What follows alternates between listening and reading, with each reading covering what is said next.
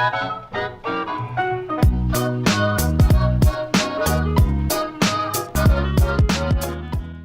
YouTube, my name is Nero, and today we some Call of Duty Black Ops 3 and another episode of Dear Nero, which of course is the weekly series here on my channel, where subscribers send me in fan mail and or fan questions, and I do my best to go and answer them. The cover on the video today, we are going to be opening up supply drops. So as I'm sure you guys are well aware, because I've made a couple of videos talking about it over the past week, I have purchased about $300 worth of supply drops over the past week or so, ever since they revealed to us that there are 5 new weapons available to us in the black market. And of course, I was trying to get those weapons and ended up spending $300, and therefore, of course, I ended up opening a ton of supply drops. And people like watching supply drop openings, but I didn't want to do a bunch of live recordings, like have like 3 of them all back to back. So I decided for the final like $200, I suppose, worth of supply drops, I figured we could go ahead and just use that as the footage for this week's episode of Dear Nero. So hopefully you guys will all go ahead and enjoy that, because I know a lot of you guys like to watch this kind of stuff, so you can just kind of sit back, relax, enjoy the video, and check out some stuff that I get out of supply drops. And hopefully you guys will enjoy that. The first question is going to be coming in from Lamar on Twitter, who's going to ask,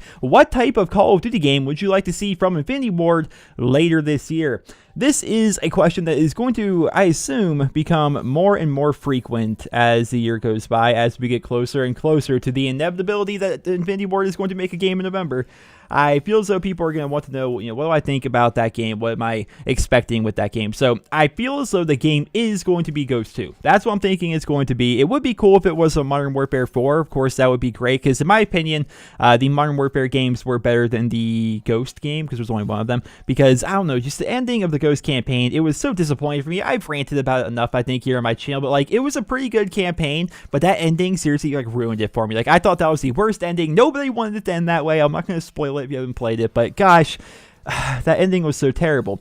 I think it's going to be a Ghost 2. I would rather it be a Modern Warfare 4, but a higher than that, above all, I would like for it to be remastering their old games. I think that would be the best thing if they were to do. I think it'd be so cool if they were to just go ahead and remaster COD 4, remaster Modern Warfare 2, even remaster Modern Warfare 3, or maybe throw them all into one giant mega Modern Warfare game or something like that.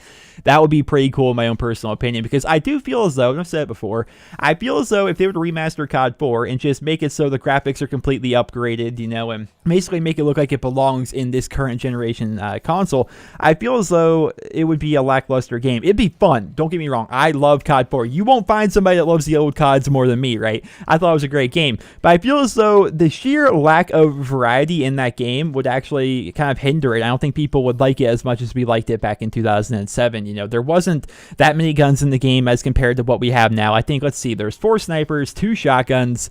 I can't remember the amount of assault rifles. There's a good amount of assault rifles. 4 SMGs, maybe 4 or 5 SMGs, 3 light machine guns. Like, there was a very small number of actual weapons there. The maps were pretty good. There's a wide variety of maps. There's a good variety of game modes, but just there wasn't a ton. Like, in terms of kill streaks, there was, UAV, airstrike, and helicopter, right? There wasn't a lot of variety in terms of the weapons or the kill streaks. And so I feel as though if they were to remake it, it might get old quickly for some people, but I think a great way to alleviate that would be to either remaster the other games along with it, or throw them all into one giant like Modern Warfare bundle along the lines of what we saw with COD Online. If you guys don't know, COD Online is a game that I think is in beta right now in China. It's only coming out to the Chinese market, where essentially they're taking, it's a best of Call of Duty game. They are taking the best of COD 4, Modern Warfare 2, let's see, there's a little bit of Black Ops 1, I think, in there as well. Like, basically, there's like Modern Warfare 2 guns on COD 4, Modern Warfare 2, and Black Ops 1 maps. There are like a wide variety of kill streaks. Like, there's like the chopper gunner from Black Ops, but there's also like the nuke from Modern Warfare 2, and I think an AC-130 is in there as well. And they're actually revamping and making the maps look different. So, for example, Favela is now Jungle Favela, and Crash from COD 4 is now Jungle Crash. And like, they're doing a lot of really cool stuff in there. But it's going to be a free-to-play COD game that's only going to be coming out in China. So that's super disappointing. It's a best of COD. I would love for that to come out with like a best of Infinity Ward series, best of COD 4, Modern Warfare 2, and Modern Warfare 3. That would be great in my opinion. That's what I would like to see. But again, I feel as though it's going to be a Ghost 2 next year. What do you guys want to see from Infinity Ward? Do you guys want to see like remakes of their old games? Would you guys like to see Ghost 2, or maybe like a Modern Warfare 4, or something completely new? Let me know in the comments. I'll definitely be interested to read about that. The next question is going to be coming in from Brady on Twitter, who is going to ask, what was the hardest part of getting diamond assault rifles? P.S. Keep Dear Nero alive and strong.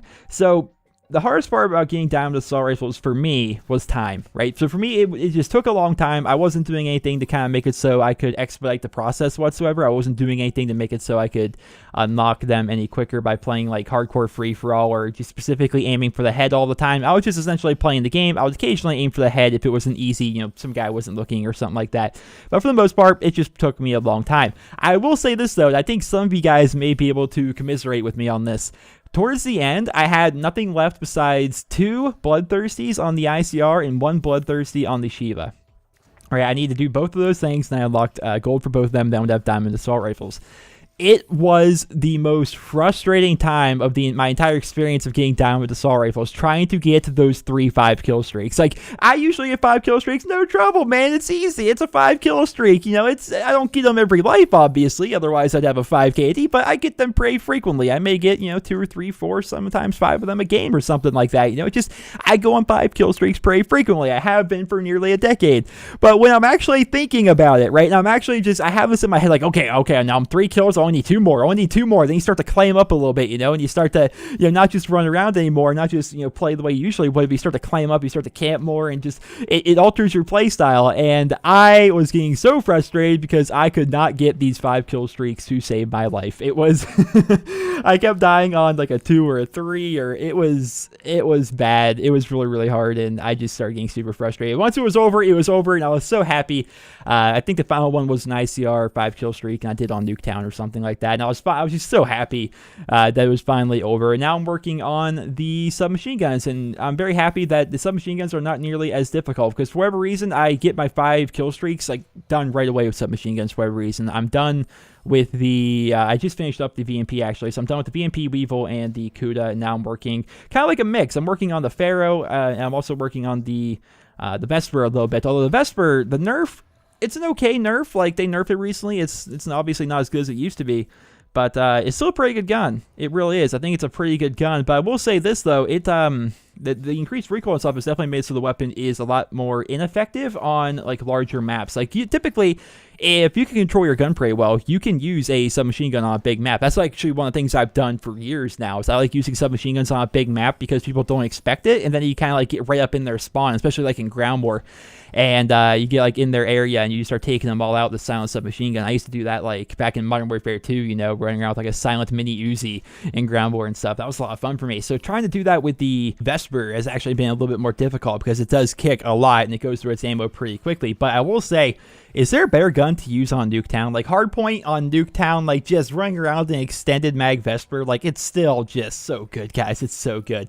So yeah, that was definitely the hardest part for me of getting my diamond assault rifles, was the time it took, and then those final couple of 5-kill streaks. The next question, or not really so much of a question, is going to be coming in from Tunafish on YouTube, who writes, "Hey Nero, I just want to say that I really enjoy all of your videos and your views and opinions on everything Call of Duty. Whenever I see a new video pop up in my subscription box, I am instantly cheered up, so thank you from a fellow Joe. Keep up the great work. Long may it continue." I love getting messages like this. Thank you, Tunafish, for sending in this message, because I definitely love reading this kind of stuff. It feels great to get fan mail like this, because Dear Nero is not always just about fan questions. Sometimes it's about fan mail, and I would consider this to be fan mail. It's reaffirming to know that I can make others feel the way that others make me feel, if that makes any sense. There are channels out there that I watch, and I get excited when they upload, whether it's a new PKA, or if it's a co-optional podcast, or it's Preach, talking about the latest thing in the Legion Alpha for whatever reason. There's so many channels I watch here on YouTube. Admittedly, none of them are really Call of Duty, but it's a bit different for me, because when you're a Call of Duty channel, you typically don't like to watch a bunch of other COD channels, because then some of the stuff that they do will sometimes rub off on you. And I don't want to ever be accused of, oh, you're copying this guy. Like, I made a video, I think it was like a month ago or so, where I was talking about elitism in gaming. Everybody thought that I had copied some member of FaZe, and I don't even know who's in FaZe anymore, because I stopped paying attention to that back in Modern Warfare 2.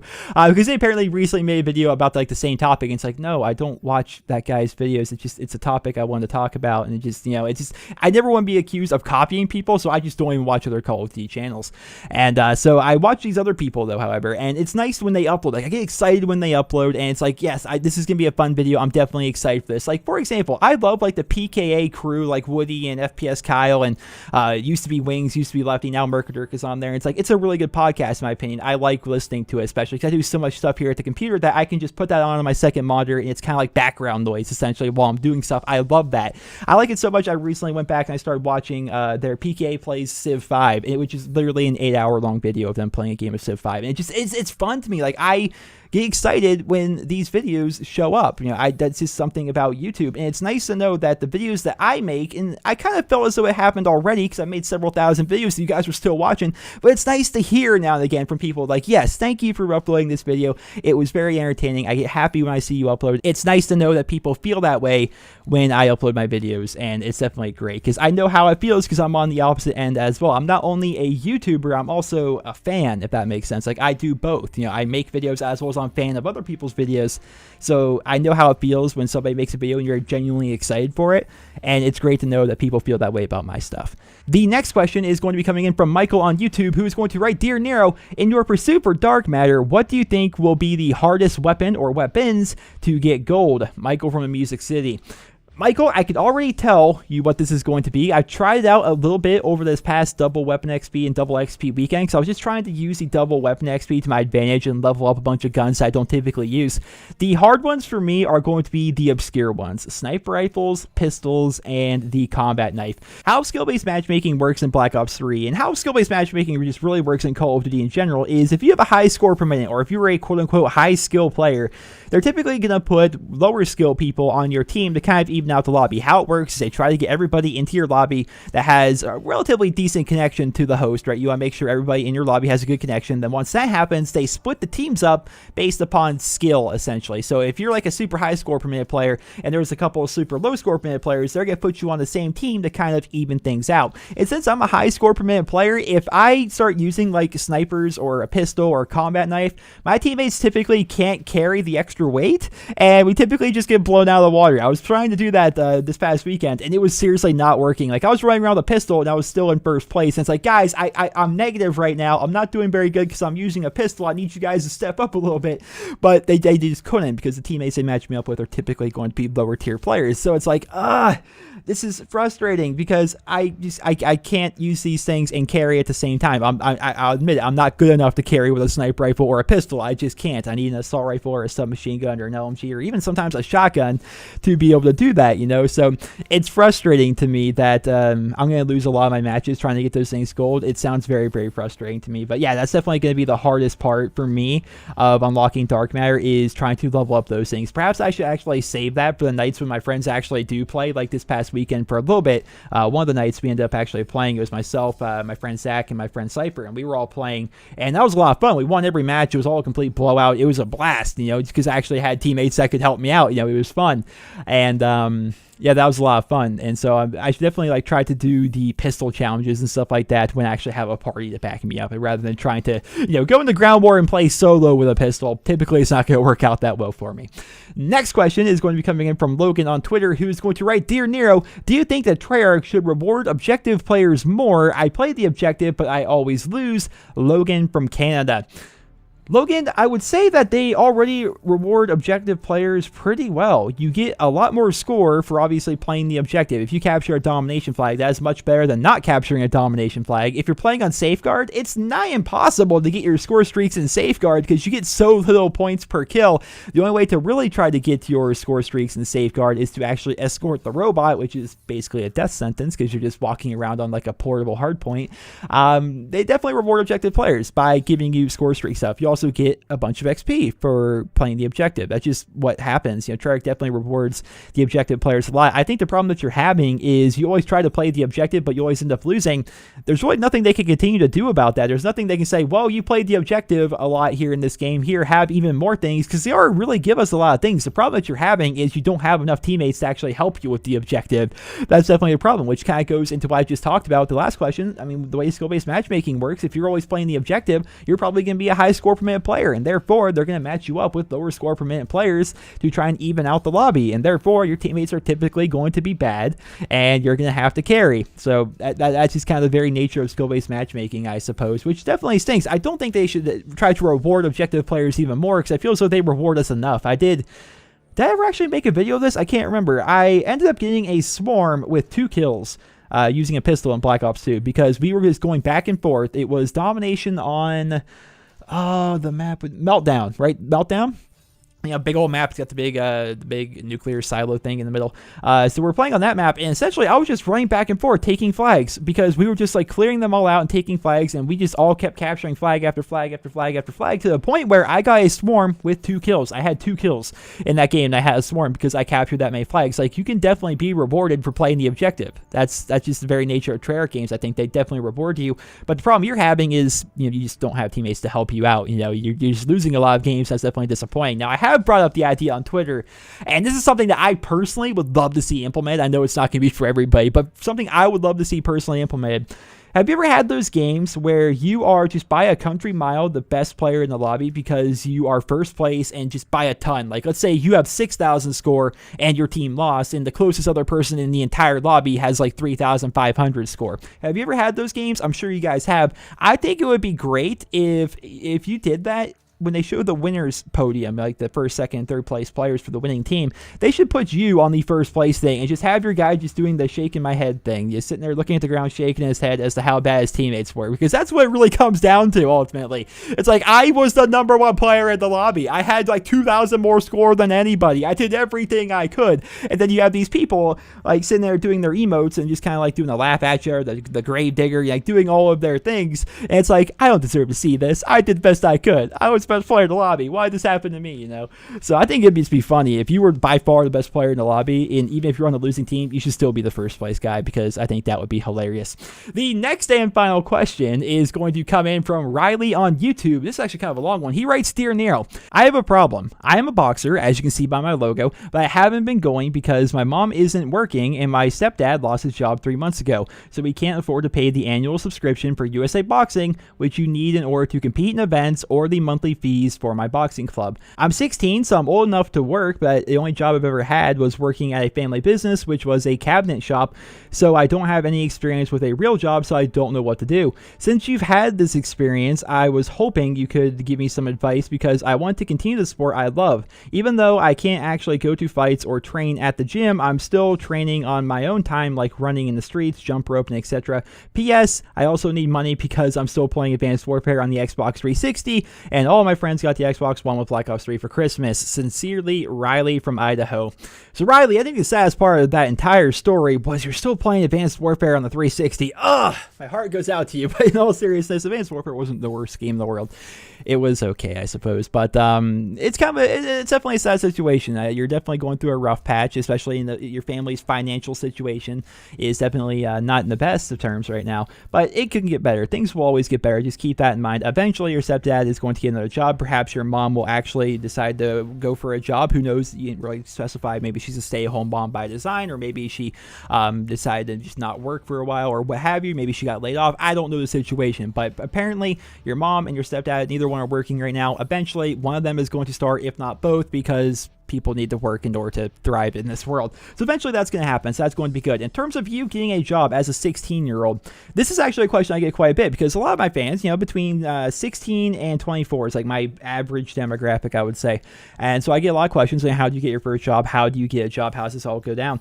Getting a job is hard, especially depending on where you live. I live in a very small town of about 5,000 people. And so as such, whenever a job does become available, it typically gets filled pretty quickly because there's so many people out there trying to get jobs. And plus, my situation is kind of the same as everyone else's.